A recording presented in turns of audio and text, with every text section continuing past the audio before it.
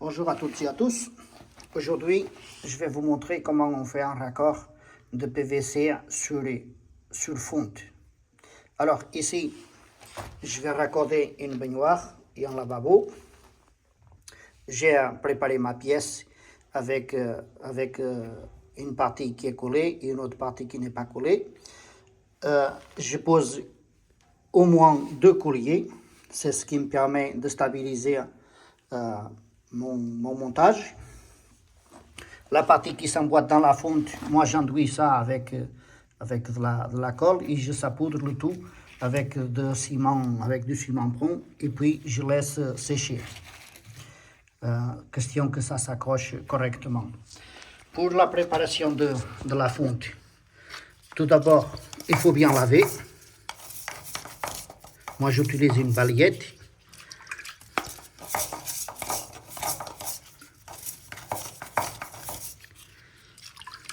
Ce qui permet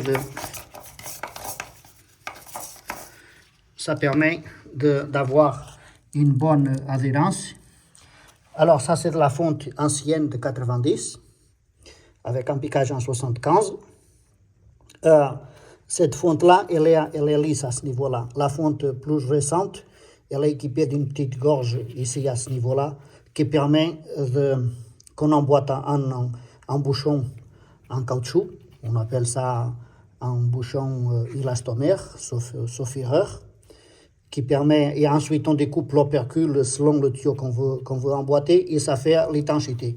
Moi, comme c'est de l'ancienne fonte, je suis obligé de faire en jouant au ciment prond. De toute façon, je préfère le prond parce que avec les joints du commerce, souvent ça se dessèche. Et quand il y a la fonte qui s'engorge, ça déborde au niveau du tampon. C'est pas terrible. Donc, quand on a la possibilité, il est préférable de faire un joint au ciment prond, c'est beaucoup plus fiable. Donc, ici, j'ai déjà préparé. Je pose mon tuyau bien au centre de la fonte. Bon, ici, moi j'ai de la marge, mais sinon, on peut le poser sur la partie basse pour récupérer un peu de hauteur. Il y a plein de méthodes. On serre les colliers. Donc, je vais serrer les colliers et je vous montre tout de suite l'ensemble. Voici le résultat de notre montage. Première chose, avant d'aller plus loin, on vérifie que nous avons de la pente. C'est bien le cas. Là, j'ai plus d'un centimètre sur 60 cm. Environ 1 cm sur 60 cm. Ici, on certifie que notre morceau de tuyau qu'on a mis, qu'il n'aille pas vraiment trop loin, parce que sinon, ça risque de causer des problèmes au niveau de la chute. Et ça, en plus, ça fait du bruit avec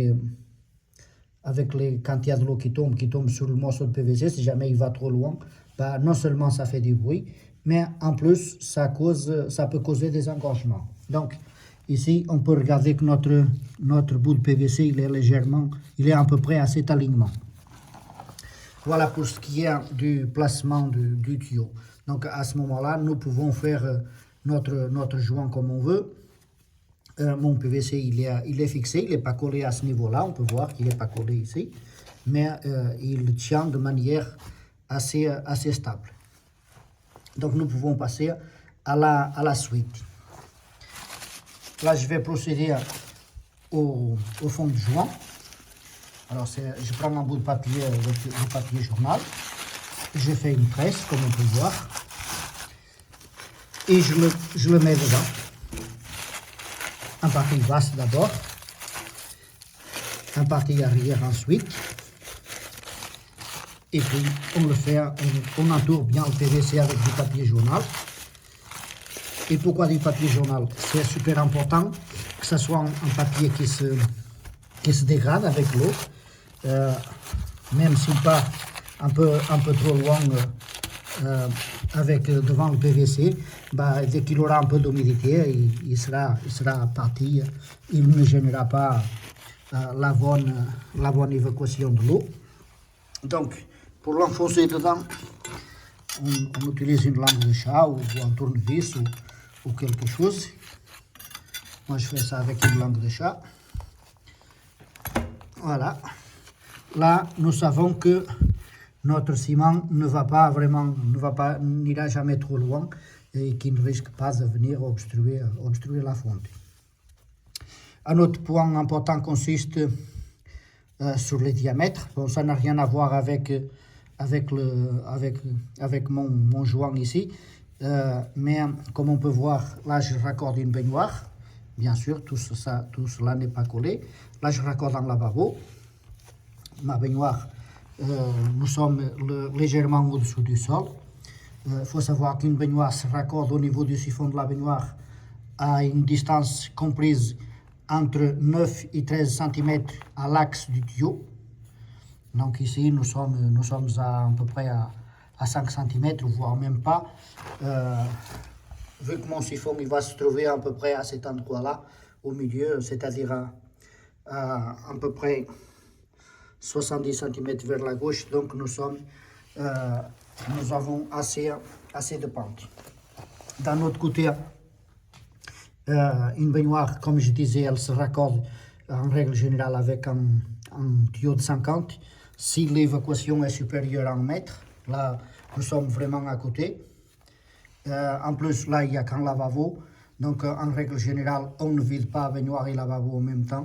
Et comme c'est de toute façon très court, une culotte de 40 suffit amplement pour prendre les deux appareils. Sinon, il aurait une vraie méthode aurait été d'utiliser une culotte en 50 et partir avec un bout de 50 jusqu'au plus près du siphon de baignoire et que les deux PVC viennent se verser dans la culotte de 50. Donc, là, j'ai fait du ciment pont. Il m'en reste vraiment pas beaucoup, mais il y en a assez pour faire ce joint. Alors, nous avons deux méthodes. Si on veut que le ciment soit qu'il tire assez rapide, on le fait un peu dur et on l'applique à la main. Et si nous avons le temps aussi, le sac de ciment est vraiment neuf, alors à ce moment-là, faites-le un peu plus liquide. Ça vous permettra de pouvoir l'utiliser pendant un temps plus important. Donc, moi, j'aime bien faire ça à la main. Bien sûr, il faut se protéger, il faut prendre un gant plastique.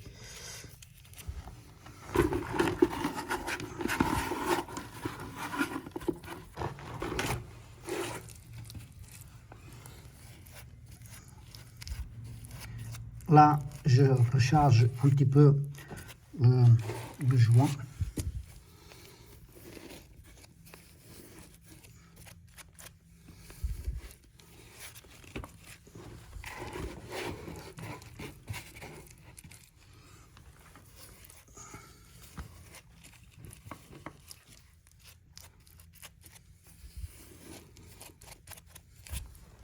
Voilà. Nous attendons quelques minutes que ça tire. Et puis à l'aide d'une langue de chat, on découpe tout ce qui dépasse.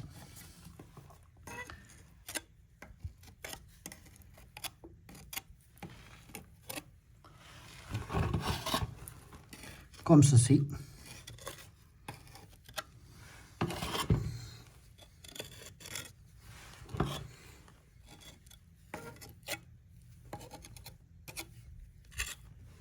Et voilà. Voilà un joint de ciment prond. Voilà mon joint qui est à présent terminé. J'ai mis un petit coup de nettoyage. Comme vous avez vu, enfin comme on peut le voir sur la vidéo, le ciment il rentre bien entre le PVC et la fonte. Je l'ai fait un peu dur pour que je puisse vraiment faire un joint bien costaud. Donc là, ça sera derrière une baignoire, mais je peux dormir tranquille. Je sais que mon joint est correctement étanche et durable. Donc, il n'y a absolument aucun souci à ce niveau-là. Voilà, à présent, vous savez tout le raccordement de PVC sur fonte. N'hésitez pas à vous abonner à la chaîne, à liker la vidéo et je vous dis à très bientôt.